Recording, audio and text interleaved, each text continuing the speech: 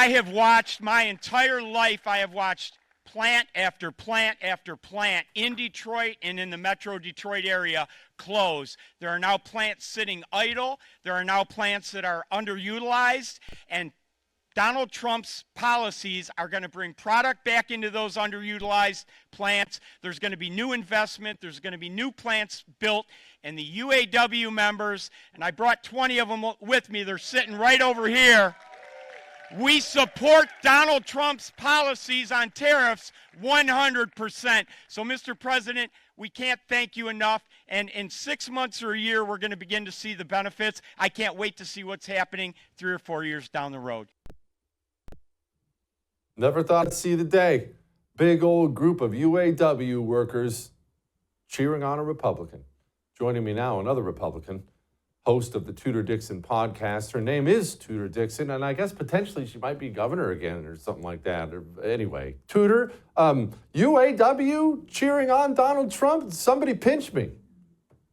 Yeah, I know, but they are looking for jobs in the state of Michigan. I mean, that's Brian, and he's from the state of Michigan, and he sees what's happening here. And when you hear the mainstream media ripping on these tariffs, you have to understand, in this state, we haven't seen an auto plant built in years. We have seen too many close, and we pay many, many millions of dollars to make sure that the auto industry stays open and stays here in the United States from our taxpayer dollars right here in the state of Michigan, under the promise of getting jobs, which we have not received. All of these incentives that we're paying haven't brought jobs to the state. So when Brian Pannebecker talks about this, this is from his heart. This is from the auto workers who want to have jobs here. And this is from generations of auto workers who would like to see their children working in the state of Michigan. Tudor, you are there, obviously, in Michigan. Why haven't we seen a plant? What is it? Because that's crazy. I mean, auto plants are part of what built this country. I think probably every automaker that has ever come to the state of Michigan will tell you it's because of regulation taking too long to build. So you heard Brian say, in 6 months to a year, we're going to hear changes. And my heart just kind of sank because I thought, if we continue on the path that we're on with the regulations that we have in the state of Michigan, it won't be here because we can't get the permits in time. And that's simply the biggest barrier, is getting through the bureaucracy of government. And then you have some other factors, which are energy security here in the state of Michigan, with a governor who's saying we're going to be 100% renewable energy by 2035. Energy security and overregulation is just too challenging. The barriers to enter business in the state of Michigan are too challenging right now with this Democrat government and state. Talk to me about this energy security. It's such a wild thing when we have so much coal and natural gas, and we have endless amounts of energy in this country. Why would that be a struggle for any U.S. state?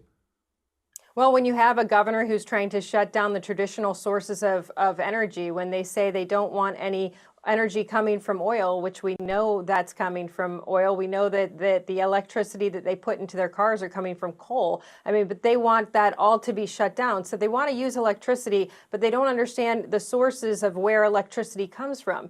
In the state of Michigan, you also have a radical attorney general who is trying to close down one of our pipelines. You know, the Democrats hate a pipeline. So they're trying to shut down the pipeline that runs through Canada into the upper peninsula of Michigan and then into the lower peninsula of Michigan. They want to shut that down. And that would not only be our energy sources, but our propane sources for the UP, for all of the 60% of people that heat their homes with propane. The Democrats are trying to get that shut down as well. So when you have that policy out there, when you know as a business owner or a CEO, when you know that the policies of that state are to go after businesses and to go after energy, it makes you much more reticent about coming into the state when you can go to Indiana and you can go to Ohio and you know you're comfortable with the policies there and that the energy is going to be not only available, but continuously available. We had a storm a couple of days ago in Michigan, and I think we have still about 100,000 people out of power in the state.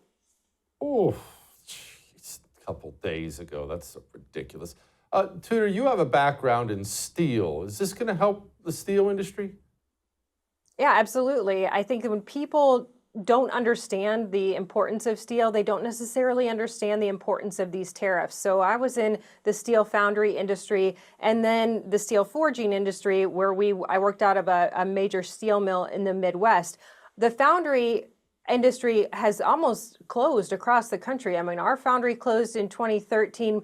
Under Obama, more foundries closed than ever before in the United States. And what you're making in a steel foundry it's military equipment, it's farming equipment, it's construction equipment, it's mining equipment, everything that makes the world go round. And so when people don't understand the importance of having that ability to manufacture that in the United States, they may not understand the importance of these tariffs. But if you think about the fact that you may not have these abilities, you may not be able to make your own farm equipment, you may not be able to make your own truck frames, you may not be able to make your own railroad frames, and you may not be able to make your own military equipment. Suddenly you're relying on China for that. Imagine the dangers of China suddenly shutting off our steel supply, and we are no longer capable of taking care of our own fields, protecting our country. The national security implications of not being able to make our own steel are significant. And I think we're now down to about 3 universities in the entire country that even offer a metallurgical degree because so many of our metal factories have closed that they don't even see it as necessary anymore. Imagine not even knowing the recipes to make the appropriate metals to make sure our country is safe. It's crazy, and it's something only the Trump administration has really looked into.